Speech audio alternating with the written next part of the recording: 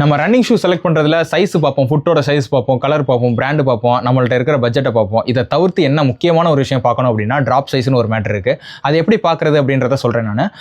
இப்போ ஏதாச்சும் ஒரு பிராண்டு, இப்போ அடிடாஸோ நைக்கோ ஏதோ ஒன்று, அந்த வெப்சைட்டில் போய் ஒரு தோராயமாக ஒரு ஷூவை செலக்ட் பண்ணி அதோட டீட்டெயில்ஸ்னு கொடுத்தீங்க அப்படின்னா அதில் ஸ்டாக் ஹைட்டு, டோ ஹைட்டு, அது போக ட்ராப் சைஸ்னு ஒரு முக்கியமாக கொடுத்துருப்பாங்க. அதை கண்டிப்பாக பார்க்கணும். அது ஏன் அப்படின்றத இந்த வீடியோவில் நம்ம பார்ப்போம். இது உதாரணத்துக்கு ஏசிஸோட நோவா பிளாஸ்ட் 5.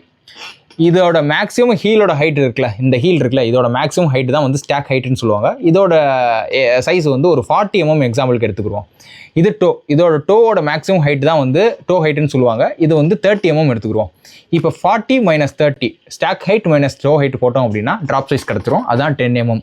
ட்ராப் சைஸை ஏன் பார்த்து வாங்கணும் அப்படின்னா, நம்ம என்ன மாதிரி ரன் பண்ண போகிறோம், ட்ரைனிங் பண்ண போகிறோமா, லாங் டிஸ்டன்ஸ் பண்ண போகிறோமா அப்படின்றத பொறுத்து இந்த ட்ராப் சைஸ் மாறும். ட்ராப் சைஸ் கம்மியாக ஆக 0 to 6 வரையும் இருக்கிறதெல்லாம் வந்து ட்ரைனிங்க்கு யூஸ் பண்ணுவாங்க.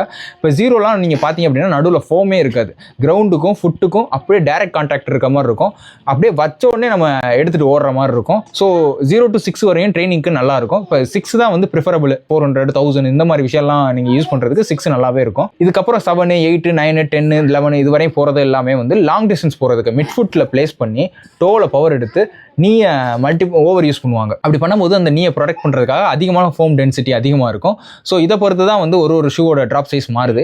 உங்களுக்கு என்ன மாதிரி நீங்கள் ரன் பர்பஸ் பண்ண போகிறீங்க, ட்ரைனிங் பண்ண போகிறீங்களா, லாங் ரன் பண்ண போகிறீங்களா, இல்லை ரேஸாக ஓட போகிறீங்களான்றதை பொறுத்து நம்ம ஷூ சூஸ் பண்ணி வாங்கணும். நெக்ஸ்ட் வீடியோவில் ரேஸுக்கு எந்த மாதிரி ஷூ யூஸ் பண்ணணும், லாங் டிஸ்டன்ஸ்க்கு எந்த மாதிரி ஷூ யூஸ் பண்ணணும் அப்படின்றத வீடியோவில் நான் சொல்கிறேன். அது வேணும்னா கமெண்ட்டில் சொல்லுங்கள். ஒரு ஷூ வாங்கன்னு சொன்னாலே பொலன்னு உழைப்பாங்க. இதில் ரேஸுக்கு ஒரு ஷூ, லாங் டிஸ்டன்ஸுக்கு ஒரு ஷூ, ட்ரைனிங்க்கு ஒரு ஷூ அப்படின்னா என்ன செய்ய போகிறாங்கன்னு தெரியல. இருந்தாலும் போடுறேன்.